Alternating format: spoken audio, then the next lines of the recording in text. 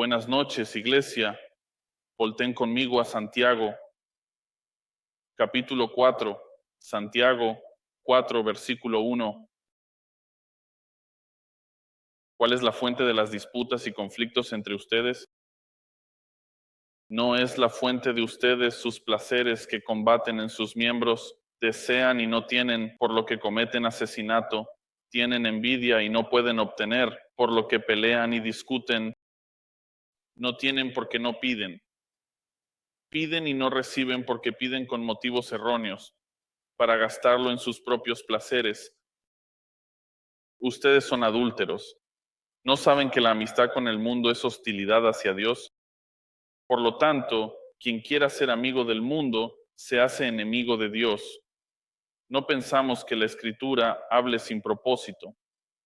Él desea celosamente el Espíritu que ha hecho habitar en nosotros, pero Él da una gracia mayor. Por lo tanto, dice, Dios se opone a los orgullosos, pero da gracia a los humildes. Padre, esta tarde, como de costumbre, nuestro deseo es por la transformación que nos hagas más como tu Hijo Cristo, y al hacerlo, ganarías más gloria en tu pueblo. La obra de tu Espíritu es evidente entre nosotros y queremos más. Queremos autoanalizarnos, queremos entender qué significa caminar en el Espíritu y rechazar cualquier mundanalidad. Así que te pedimos que nos ayudes en esto. Ayúdame, te lo pido en el nombre de Cristo. Amén. Leí hasta el versículo 6, pero después de comenzar a estudiar, rápidamente vi que no vamos a poder cubrir los 6 versículos, pero será un poco de 2 partes para intentar cubrir los 6. Hay mucho contenido. Hay mucha aplicación en solo 6 versículos y nos haría bien ser precisos, al menos para mí, ser precisos y, en cierto sentido, simples, no simplistas, sino simplemente simple en nuestra comprensión. Hemos pasado por estos 3 capítulos, Santiago no se detiene, y él continúa y nos dice a menudo que nos examinemos a nosotros mismos. El título de este mensaje es Los amigos del mundo, los amigos del mundo.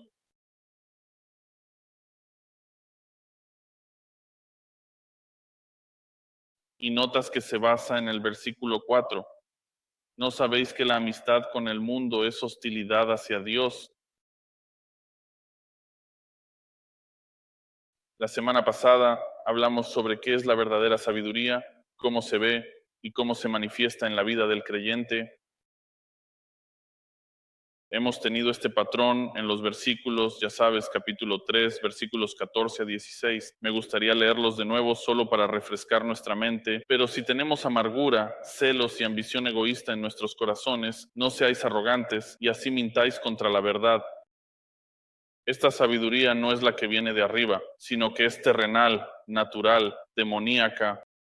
Donde hay celos y ambición egoísta, hay desorden y toda cosa mala.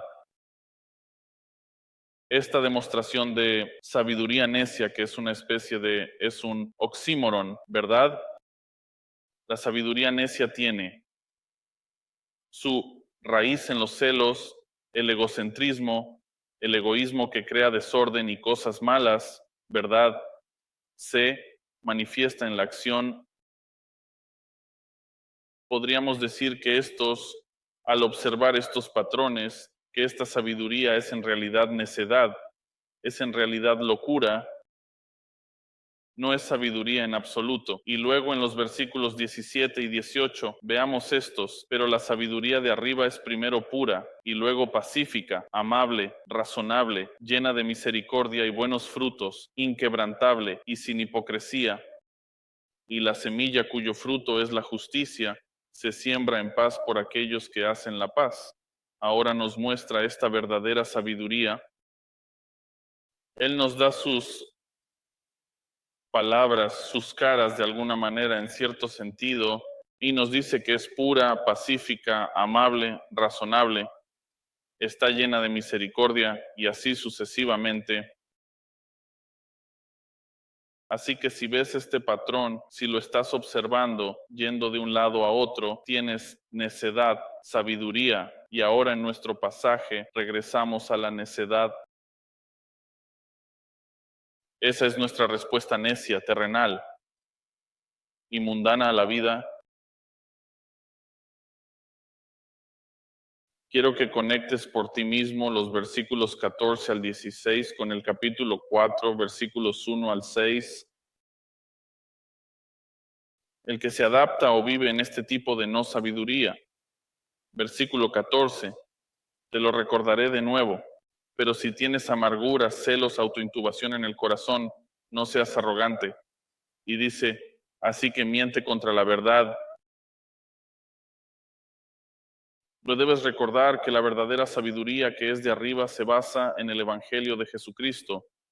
Tiene su raíz en el Evangelio de Jesucristo. Esa sabiduría cambia a una persona, cambia completamente todo su ser, su naturaleza, su deseo. El versículo 13 nos dice esto: ¿quién de ustedes es sabio y entendido? ¿Quién es el sabio y entendido? ¿No son los creyentes? Y dice que muestre por su buena conducta, sus obras y la gentileza de la sabiduría. Cambia el corazón. Esto cambia la dirección de la vida de esta persona, pero este pasaje, estos versículos iluminan el corazón que es hipócrita. Escuchen,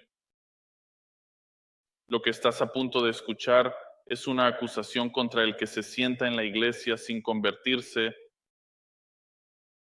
Esto no está demostrando a un creyente. Esto no te está diciendo que este es un creyente entre ustedes. De hecho, es una cizaña entre el trigo. Así que Pablo, quiero decir, Santiago apelará al lector para que examine cuidadosamente la trayectoria de su vida, la dirección, qué es lo que amas, qué es lo que quieres y cómo se manifiesta en tu vida. No, no es que la sabiduría sea algún tipo de cosa que puedas decirte a ti mismo, calcular en tu mente, vivir correctamente. No funciona de esa manera. La sabiduría proviene de una vida transformada, un corazón que ha cambiado. Así que cuando miramos los versículos 1 al 6, esta no es una persona convertida. Sabes, recuerdo las historias de las que hablaba el doctor Steve Lawson cuando estaba en ciertas iglesias a las que llegó y él entró de manera algo ingenua, confiesa, a los pastores de una iglesia en particular creo que fue en Arkansas. Y cuando entró, sabes, emocionado por pastorear esta iglesia, pensó para sí mismo, qué gran oportunidad que lo era, pero rápidamente notó que cuando comenzó a tener reuniones de ancianos, entre los ancianos que tenía allí, había muchos que no estaban convertidos, ni siquiera eran cristianos. ¿Y cómo se manifestó? Justo aquí, ¿no? Versículos 1 al 6. Su ambición egoísta y su deseo profundo, pensamiento mundano, hipócrita. ¿Qué hizo Lawson? Simplemente predicó. Comenzó a suceder. La ancianidad llegó al conocimiento salvador de Cristo. Los maestros de la escuela dominical enseñaban a los niños pequeños, se salvaron.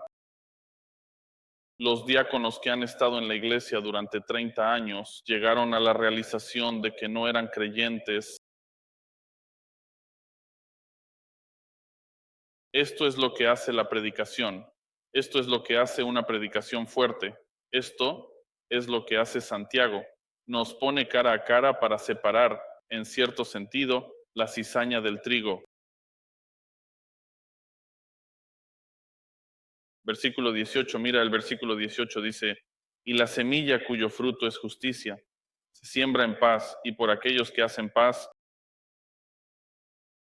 Esta es la entrada a este pasaje. Si no tuviéramos que separarlo, obtienes esto. Cuando se escribieron las escrituras, cuando se escribió la palabra de Dios, no tenía capítulos, ni versículos, ni nada de eso. Así que al leer esto se entrelaza con los mismos pensamientos. Así que deja que tus pensamientos sean, acabamos de dejar el versículo 18 y ahora entramos en este pasaje y nos dice que el fruto es justicia y se siembra en paz. Y estas personas, los regenerados, que están salvadas, cuyos corazones han sido transformados. Ezequiel 36, corazón de piedra, corazón de carne. El carácter de los redimidos se muestra claramente. Se revela en que, número uno, una vida recta.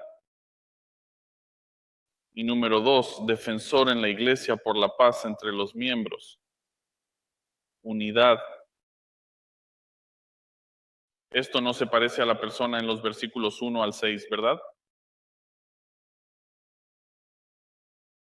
Santiago dice que si no puedes hacer las paces y vivir en paz con los demás, probablemente sea porque uno, no tienes paz dentro de ti mismo y dos, no tienes la paz de Dios. Esta paz que se encuentra exclusivamente en el Evangelio, no puedes operar en paz porque ni siquiera conoces la verdadera paz.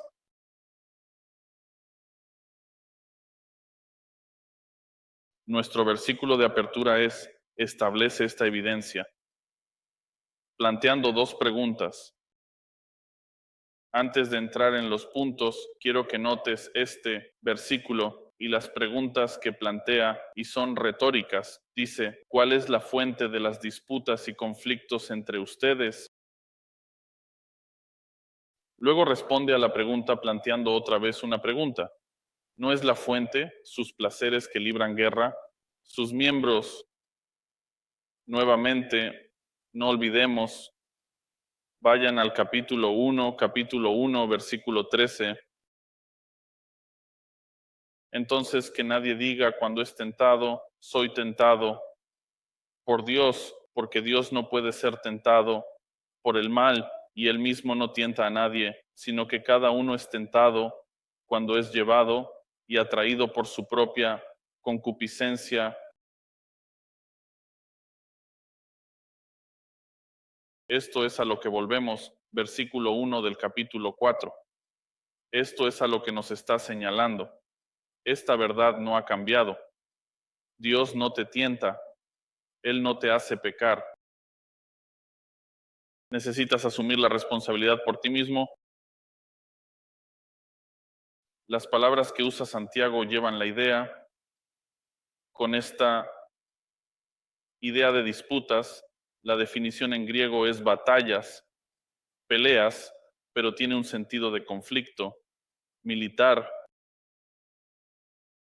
No es que sea algo pequeño. Estás librando una guerra,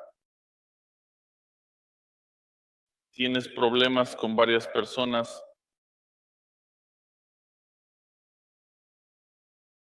pero ambas preguntas llevan dos cosas.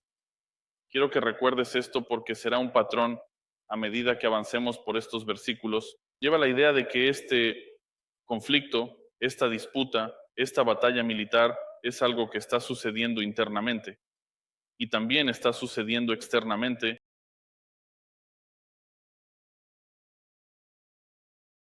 Cuando dice la fuente de las disputas y conflictos entre ustedes, tú mismo. Y esto es, vamos a ver esto mucho. Lo mencionaré pronto, pero ves este tú y es un pronombre plural y está hablando de que internamente tienes conflicto internamente y luego eventualmente va a salir, ¿verdad? ¿Sabes? Estas personas, la persona que no está feliz consigo misma, no está feliz con nadie más. Estos conflictos, luchas, disputas y enfrentamientos provienen de este problema principal, que surgen de este problema principal. Dice, no es la fuente de tus placeres, estos placeres, y dice que ellos guerrean en tus miembros. ¿Lo ves ahora? Ellos guerrean en ti. Este es el problema, ¿verdad? El problema del corazón es, porque es el asunto del corazón. Gira conmigo a 1 Timoteo capítulo 5.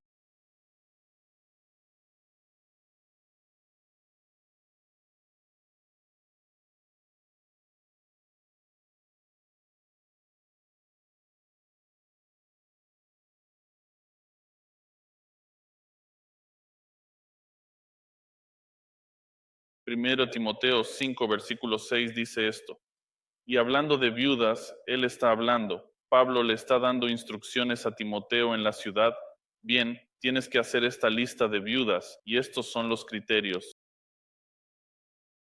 Y él dice esto sobre una viuda en particular. Dice versículo 6, pero la que se entrega a placeres desenfrenados, y esto es, mira esto, es pesado, está muerta incluso mientras vive. Esta viuda, él está diciendo, no la pongas en la lista, no está salvada. Ella podría ser miembro de la iglesia, pero no es miembro en Cristo. Baja al versículo 11. Pero rechaza, y aquí está, a estas viudas, rechaza poner a las viudas más jóvenes en la lista, porque cuando sienten deseos sensuales, aquí están los placeres, ¿verdad? Sin tener en cuenta a Cristo, de Cristo, ¿ves lo que están haciendo? Quieren casarse, han hecho del matrimonio, en cierto sentido, han convertido sus deseos sensuales y el matrimonio en un ídolo y no tienen en cuenta a Cristo. Versículo 12, así ocurre la condenación porque han dejado de lado su promesa anterior. ¿Qué crees que es la promesa anterior? Que seguirían a Cristo, que honrarían a Cristo con sus vidas. ¿Qué tan serio es esto? Ve al capítulo 3. Así de serio es porque incluso entre el liderazgo, este es un factor de descalificación. Capítulo 3, versículo 3, no adicto al vino o a la contienda, sino amable, pacífico, libre del amor al dinero. Descalificándote, tienes deseo por estas otras cosas, el amor al dinero, ser contencioso, ser brutal, ser divisivo, causando discusiones y peleas, como dice en nuestro versículo 1. Incluso Tito, ve a Tito, capítulo 1, versículo 7, porque el obispo debe ser irreprochable como administradores de Dios, no obstinados, no iracundos, no adictos al vino, no pendencieros, no aficionados a la ganancia deshonesta. Esto quiere este placer que toma a la persona y es de alguna manera un agarre demoníaco, un deseo que en realidad no es de Dios en su esencia. Estas características son demoníacas, lo es. Es una falta de disposición a someterse a la palabra de Dios. Regresa a Santiago. Estas características sin Dios se revelan en los versículos 2 al 5 cada vez que te vemos. Voy a leerlo de nuevo y darle énfasis para que lo veas. ¿Ves esta palabra que se mostró 8 veces? Y esto desde Santiago, en cierto sentido, señalando con el dedo. Versículo 2, codicias y no tienes y no cometes asesinato.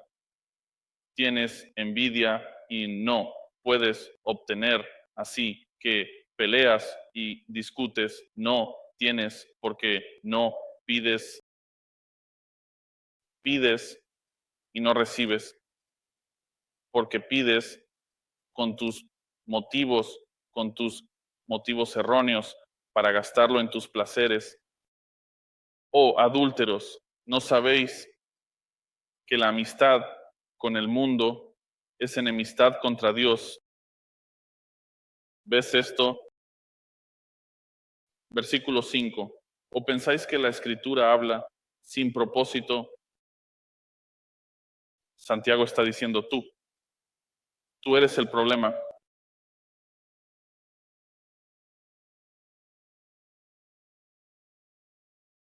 Mira, en la iglesia tenemos luchas, tenemos pecado residual, ¿verdad?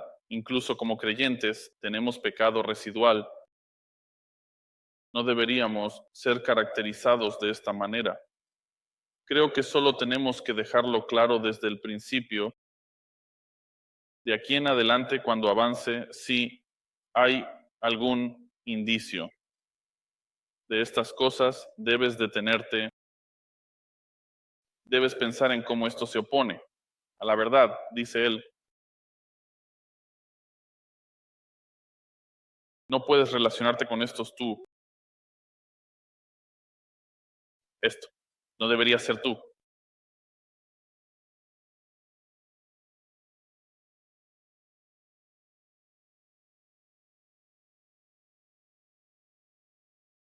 Este problema interno, este problema del corazón, se manifiesta externamente,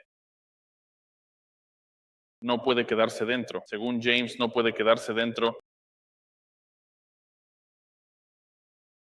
Y en este pasaje, para algunos de ustedes que quieren saber esto, hay una estructura quiasmática en esto.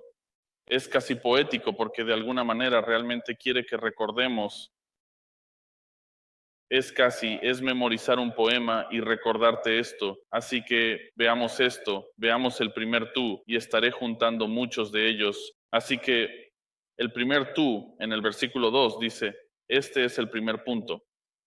Deseas y no tienes, así que cometes asesinato. No puedes saciarte, así que cometes asesinato. Esto es extraño, ¿verdad? Para nosotros porque estamos pensando, bueno, nunca he matado a nadie. Bueno, veamos el problema primero, antes de que incluso miremos el asesinato. Mira, cuando dice que deseas, no significa necesariamente pecado sexual. Es la misma idea que ser codicioso, como deseas posición, deseas o coche.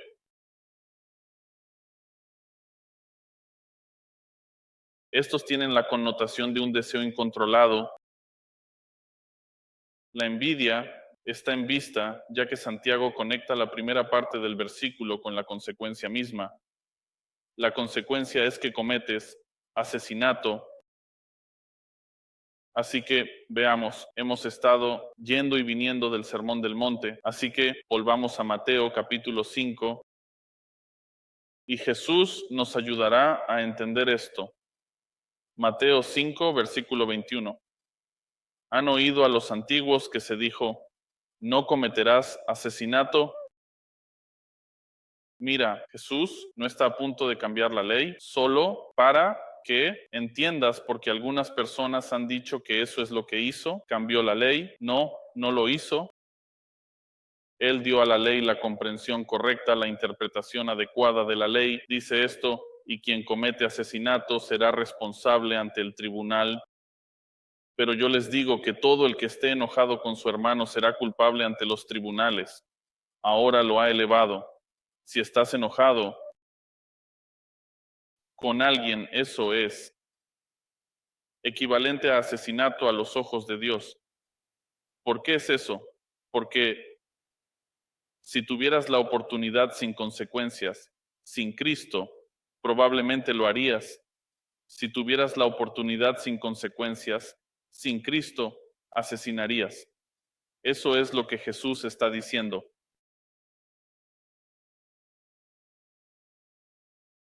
Versículo 22, segunda parte, quien le diga a su hermano, no sirves para nada, será culpable ante el Tribunal Supremo. Quien diga, necio, será culpable suficiente para ir al infierno de fuego.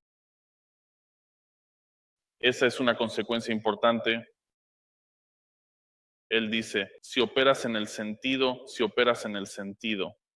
de que andas por ahí y odias a la gente, en tu corazón estás lleno de odio,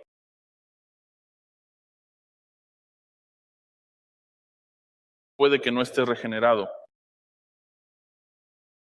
Un corazón lleno de Cristo no tiene espacio para este tipo de odio. Y él habla de esto que está diciendo, si le dices a tu hermano, está diciendo, si le dices a tu compañero creyente, cuando dices estas cosas, mira lo que estás diciendo. Cuando él dice tú inútil, lo que estás diciendo sobre tu compañero creyente es que el creyente ha sido redimido y pagado por la sangre de Jesucristo en la cruz. Estás diciendo que no vales nada. ¿Qué estás diciendo? Estás diciendo que el sacrificio de Cristo no valió realmente para esa persona.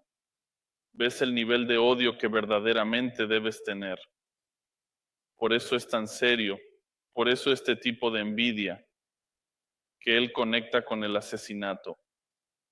Ve a 1 Juan capítulo 3, en realidad, y el mismo autor del Evangelio de Juan nos lleva a esta idea más grande de lo que es ser un creyente. 1 Juan capítulo 3, mira el versículo 15. Todo el que odia a su hermano es un asesino. Y tú sabes eso. ¿Qué dijo? Sabes esto, que ningún asesino tiene vida eterna permaneciendo en él. No estás salvado si tienes odio en tu corazón al nivel de decir que no vales nada. Tienes que rechazar este tipo de cosas. El mensaje es claro. Es importante que entiendas que la vida tiene valor y significado y que debes trabajar en superar estos sentimientos negativos.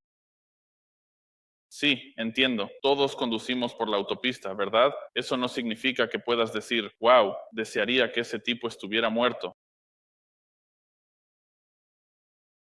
No le des punto de apoyo al enemigo. Mira esto, este pecado es tan antiguo como Génesis 4 y Caín y Abel.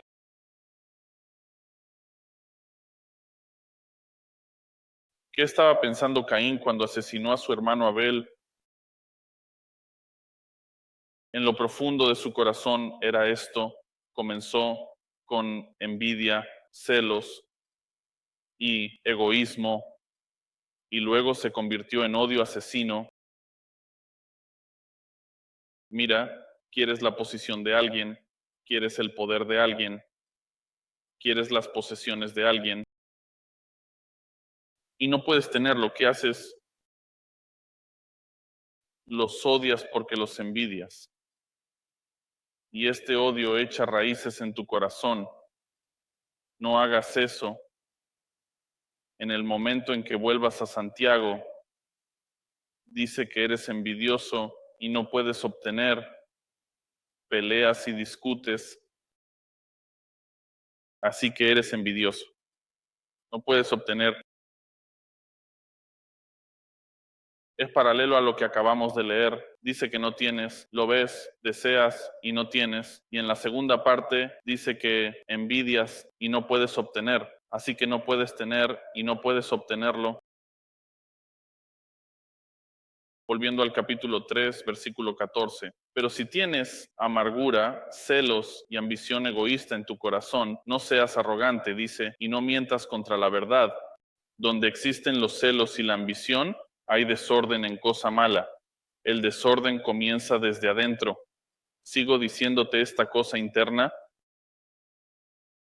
La envidia es un pecado que nadie puede ver. ¿Lo sabes? Podrías ser codicioso y envidioso y solo tú y Dios lo saben.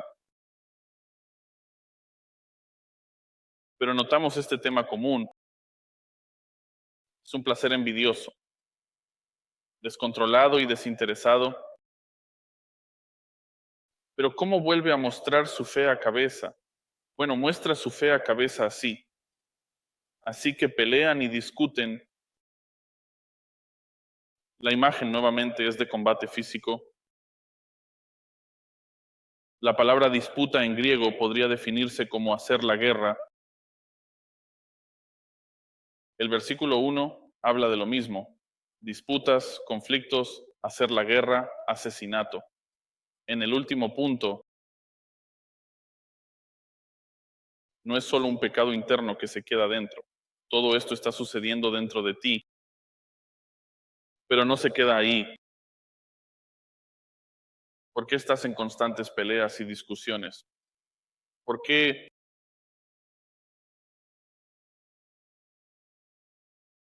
envidias tener siempre la razón?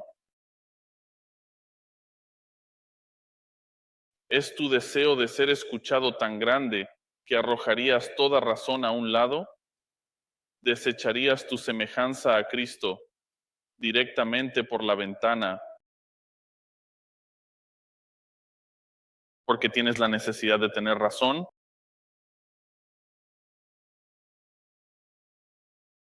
Y siembras las semillas de la discordia, la lucha y las peleas. Sabes, es providencial que incluso lleguemos a este punto. Se acerca el día de acción de gracias. Algunos de ustedes estarán con su familia. Están pensando, hombre, no sé si puedo ver a ese tío. Vamos a discutirlo en la mesa de cena. No tienes que hacerlo. No tienes que hacer eso. Sabes, la cosa es esta. Es como he dicho esta cita de Abraham Lincoln. Es como, sabes, es mejor que te consideren un tonto, ¿verdad? Que abrir la boca y dejar toda especulación. Como, déjalos hablar. La sabiduría dice, mantente en silencio, siembra semillas de paz, produce buenos frutos en la conversación. ¿Por qué lo emparejarías?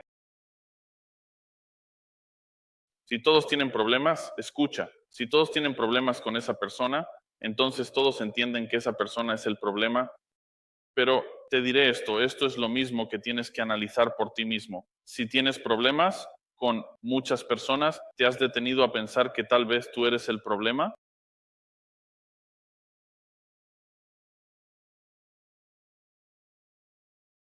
El tercer tú en el versículo 2 dice, no tienes porque no pides. Mira, hay muchas malas interpretaciones de esta misma frase. No tienes porque no pides, y luego todos quieren ir al capítulo 7 de Mateo, ¿verdad? Y quieren ver, bueno, ya sabes, Jesús dice que Él dice, pide y se te dará. No, no, no, no, no puedes ir allí. En contexto, en el capítulo 7, Mateo 7, está hablando de los creyentes. Entonces, ¿qué está diciendo realmente aquí? Bueno, no tienes que ir lejos, te lo dice en el versículo 3. Pides y no recibes porque pides con malas intenciones. Pero veamos solo este. Dice que no tienes porque no pides.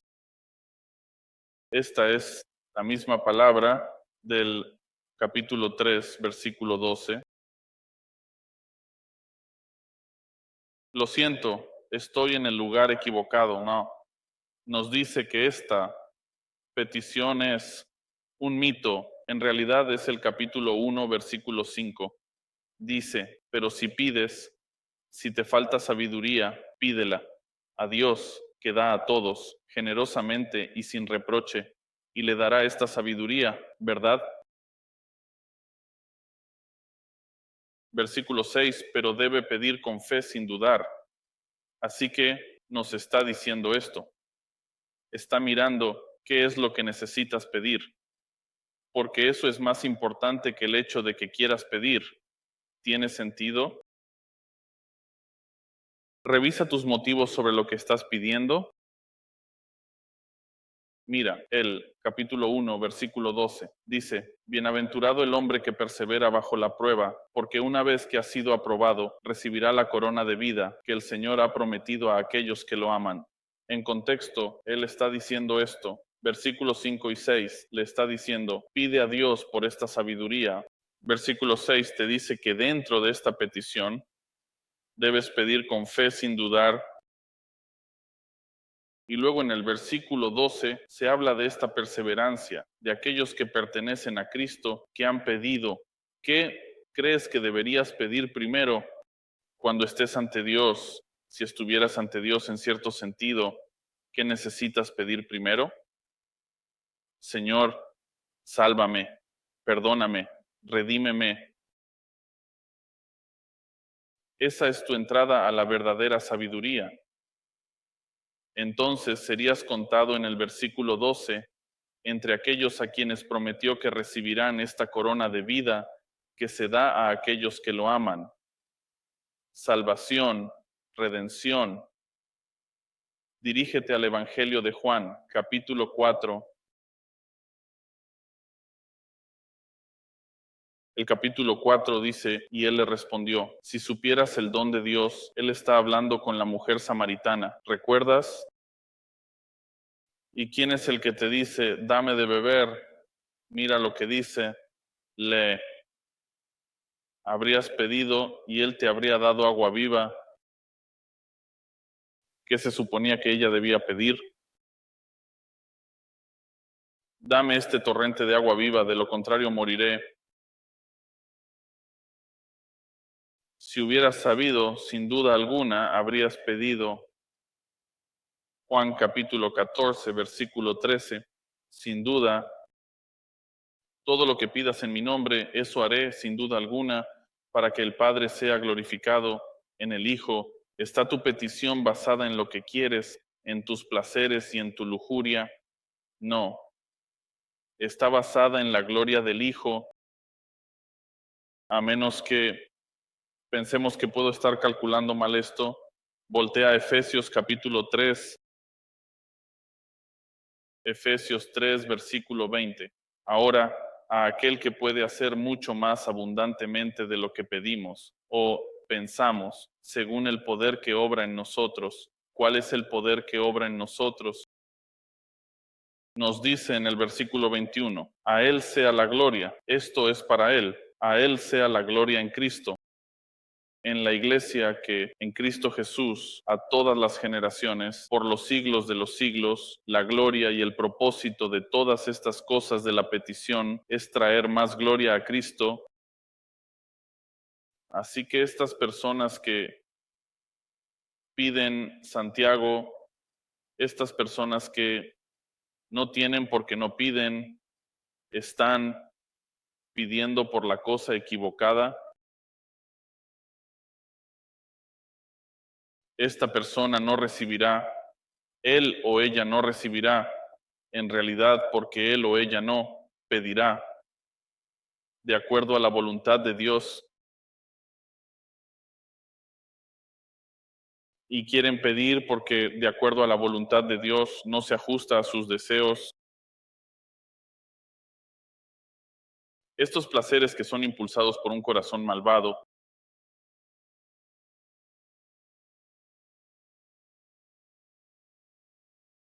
no tienes por qué no pides. Estás pidiendo con motivos equivocados.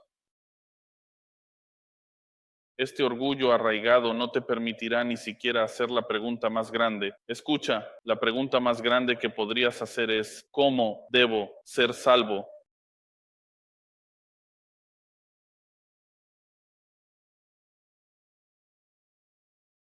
El siguiente tú, en el versículo 3 dice, pides y no recibes porque pides con motivos equivocados.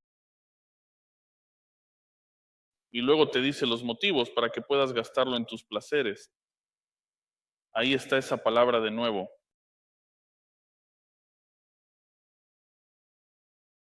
Para empeorar las cosas, cuando esta persona vuelve a pedir, los sentidos que esta persona está operando no están en la gloria de Cristo y en el abandono del yo, sino que están centrados en el yo. La palabra equivocada en realidad no es lo suficientemente fuerte. así que piden con motivos equivocados. La palabra en griego es en realidad malvados, motivos malvados. Estos motivos malvados, únete a nosotros nuevamente en este tema del corazón. El corazón siendo el asiento y la fábrica de deseos, motivos. Si puedes pensar de esta manera, los motivos son eso. Son lo que se produce dentro del corazón. Examínate a ti mismo.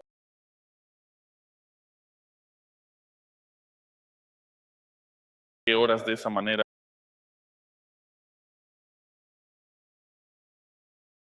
2 Corintios 5:9 dice que nuestro objetivo es agradarle en todos los aspectos. Salmo 139, versículo 23 dice, examíname, oh Dios, y conoce mi corazón. ¿Estás dispuesto a orar eso? Señor, examina mis motivos. ¿Por qué llame a esa persona? ¿Por qué respondí a ese mensaje? ¿Por qué fui a ese lugar? ¿Por qué hice esto o aquello?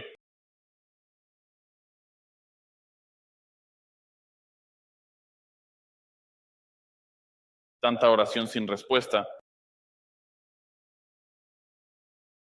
Está sin respuesta porque es egoísta. Ya sabes, pregunté esto recientemente en una de mis clases y dije, ¿rezas contra tus enemigos? Algunos dirían, ¿por qué? Miraría los salmos y estas canciones contra sus enemigos y sí, entendemos eso, pero no es el nuevo pacto en Cristo, más grande. ¿No es más profundo entender que cuando dice, ora por tus enemigos, aquellos que te han hecho daño o te han causado sufrimiento, haz el bien a los que te persiguen, incluso si te han herido profundamente, rezas para que sean salvos y encuentren paz en sus corazones? Considera cómo este acto de bondad puede transformar tanto a ellos como a ti mismo.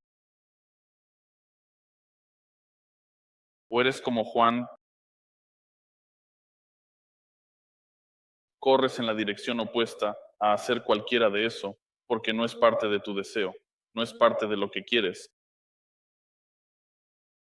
Y Juan estaba molesto porque sabía, ¿sabes qué? Conocía el carácter de Dios y sabía lo que Dios haría. Sabía, dijo, no quería ir porque sabía que los salvarías.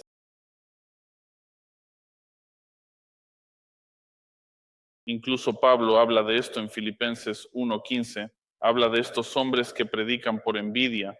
Dice que algunos ciertamente están predicando a Cristo incluso por envidia y contienda. ¿Sabes la broma? Fue para ellos, para esos falsos maestros. Y luego la broma fue para Juan porque Dios aún hizo lo que quería hacer.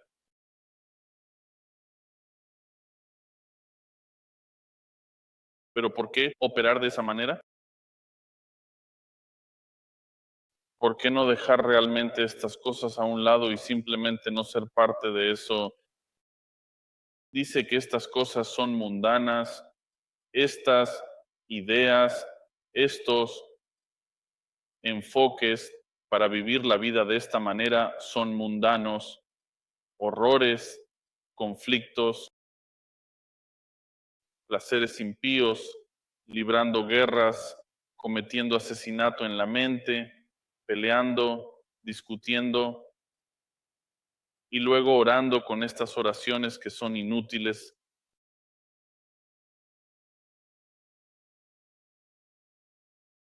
Incluso en nuestro versículo aquí, como vemos en el versículo 3, pediste y no recibiste porque pediste con malas intenciones para gastarlo en tus propios placeres. ¿No destruye este versículo el evangelio de la prosperidad? Quiero decir, necesitas más que eso. Quiero decir, voltea a Mateo capítulo 7.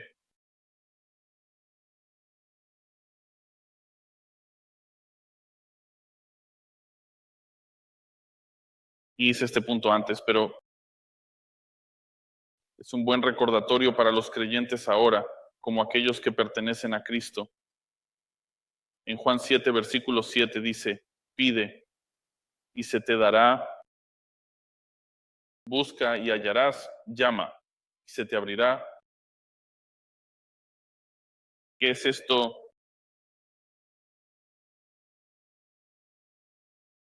El pedir es pedir a Cristo, el buscar es buscar a Cristo, el llamar. ¿No refleja incluso en Apocalipsis cuando Cristo quiere entrar y tener comunión contigo? Y él dice esto, no dijo a los creyentes, no dijo, bueno, podrías hacer todas estas cosas, podrías pedir y podrías buscar y podrías llamar, pero ya sabes, tal vez abriré la puerta para ti. Eso no es lo que dice. Dice que se te abrirá, porque todo el que pide, recibe, y el que busca, halla, y al que llama, se le abrirá.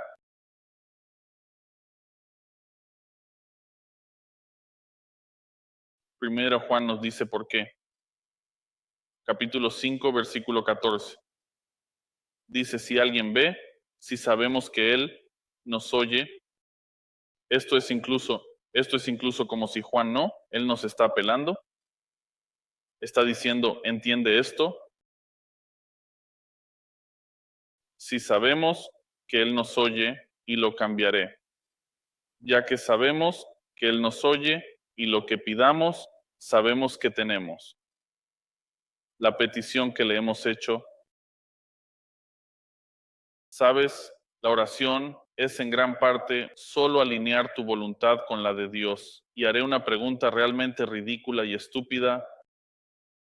¿Crees que estás en la voluntad de Dios cuando discutes, pelean y eres combativo y buscas tus placeres egoístas? ¿Crees que estás en la voluntad de Dios?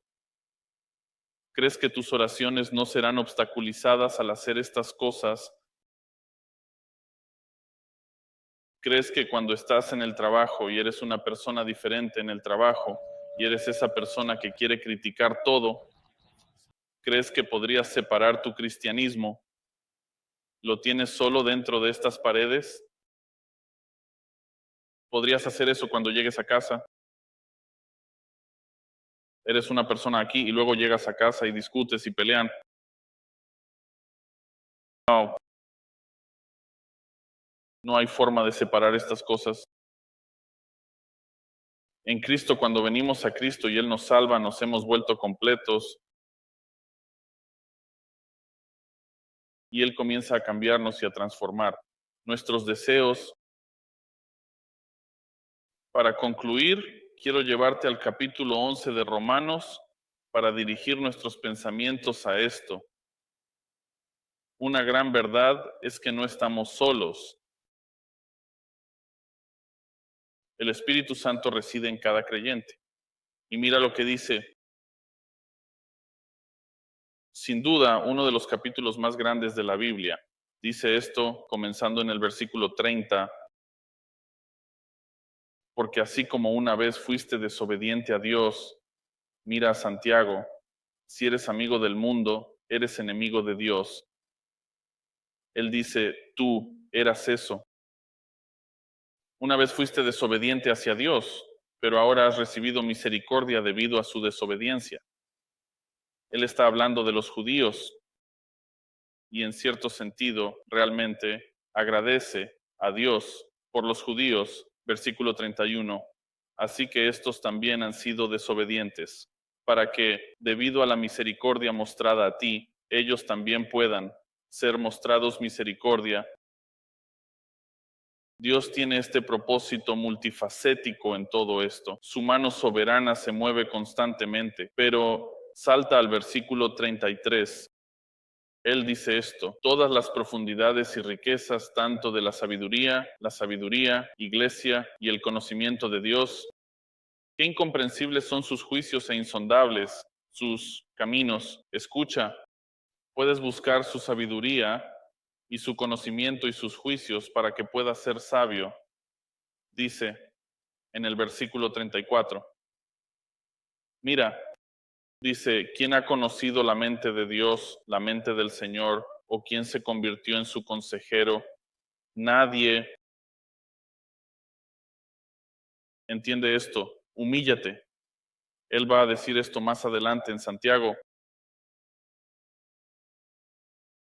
¿Quién le ha dado primero a él para que le sea devuelto? Nadie. No le has dado nada a Dios. Él no te debe nada. Sin embargo, Él ha dado su misericordia, su sabiduría, su conocimiento y su persona sin medida. Dice, quizás no necesitas más de Dios porque tienes a todo Dios.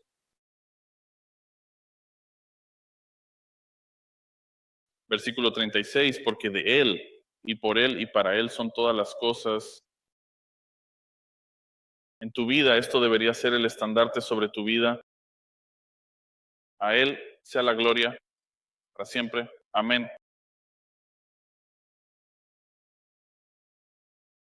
Si vas y rechazas estas cosas, las matas dentro de tu propio pensamiento, las matas internamente antes de que siquiera se manifiesten externamente. Deja de intentar justificarte. Deja que la gloria de Cristo sea un estandarte sobre tu cabeza. Y podrías decir la vida que vivo, Gálatas 2:20. La vida que vivo, la vivo en Cristo, para su honor y gloria. No hay gloria en peleas, conflictos, librar guerras y buscar tus propios placeres. Abandona ese pensamiento. No quieres ser conocido como un amigo del mundo. Veamos, Padre, te agradezco mucho que tu obra redentora realmente es sí y amén. Tus promesas son sí y amén. La obra de tu Espíritu Santo es una obra de santificación para apartarnos para ti. ¿Nos ayudarías, por favor, de manera extremadamente amable, a rechazar alguno de estos vicios? Señor, te agradecemos que has enviado a tu Hijo en este plan tan sabio para redimir a pecadores como nosotros. Señor, también ayudas a examinar a aquellos que aún no han venido a ti en busca de redención, que luchan en sus propias mentes en este tipo de disputas y pidiendo estas cosas que son frívolas, estos placeres y deseos que piensan que los llenarán y sus les darán propósito, pero al final los condenaremos. Te ruego que concedas arrepentimiento y fe, y dentro de todo esto fortalece tu iglesia. Señor, ayúdanos a rechazar todas estas cosas, no por nosotros, sino por tu gloria y solo por tu gloria. En el nombre de Cristo, amén.